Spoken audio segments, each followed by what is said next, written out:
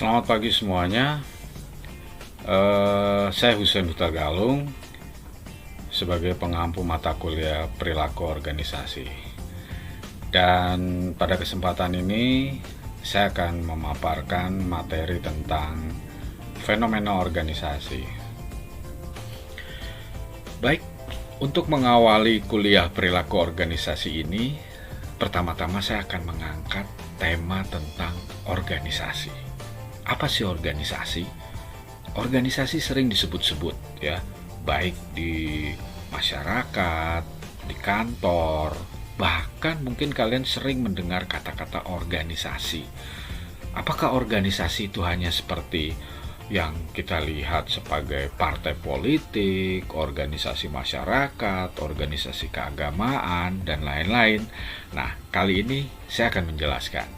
Baik, jadi organisasi itu bisa juga seperti kayak misalkan yang formal atau tidak formal. Contoh lah, organisasi non formal itu bisa saja seperti misalkan keluarga.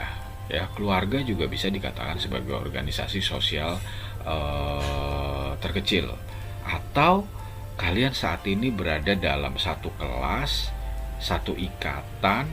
Ini adalah juga bisa dikatakan sebagai sebuah organisasi. Ya, jadi menurut beberapa literatur, saya ambilkan salah satu literatur mengatakan bahwa organisasi adalah sebuah ruang atau wadah yang terdiri dari individu-individu dengan berbagi peran, dengan memiliki tujuan bersama dalam sebuah ikatan kerjasama yang didasari oleh komitmen bersama dalam bertanggung jawab akan kelangsungan organisasi.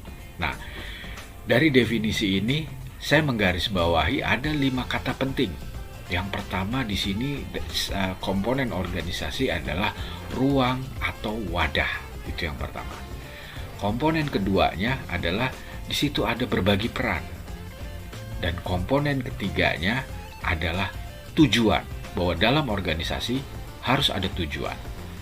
Dan komponen keempatnya di sini harus ada komitmen yang mengikat seluruh unsur organisasi untuk bertanggung jawab sebagai komponen kelima akan kelangsungan organisasi.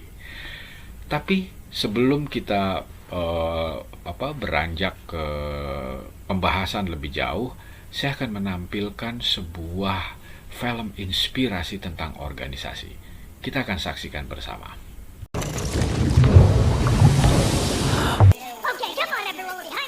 You know what's gotta be done. Move it, move it, move it. Hey, you there, pick up the pace. You're falling behind. Come on, let's go. Everyone, pull together. We've got a threat on our hands. You there. Here we go.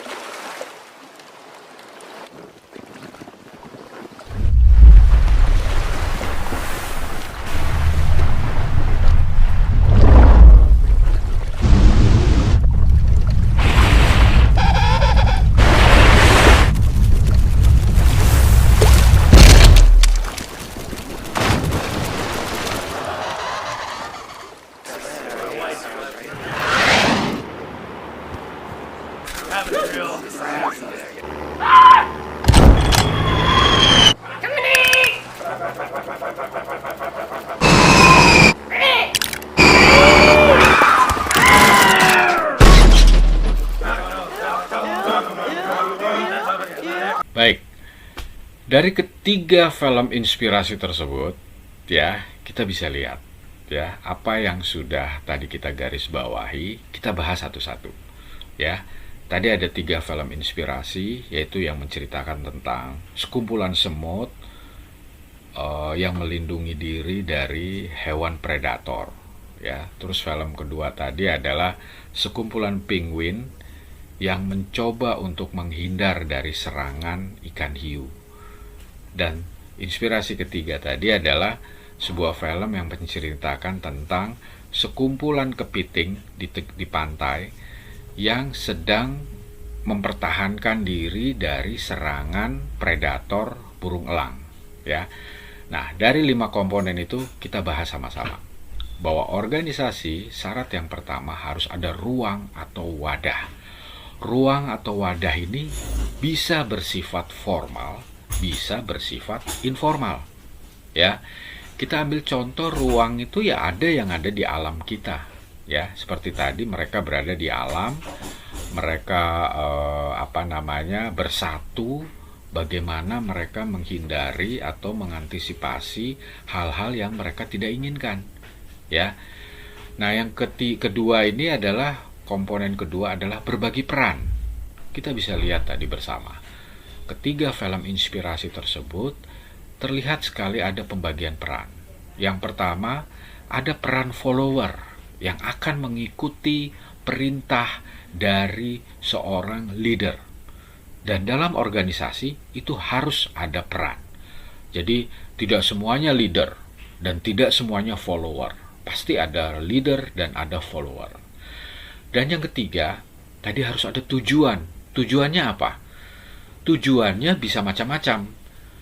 Dan tujuan bersama itu adalah untuk kebersamaan.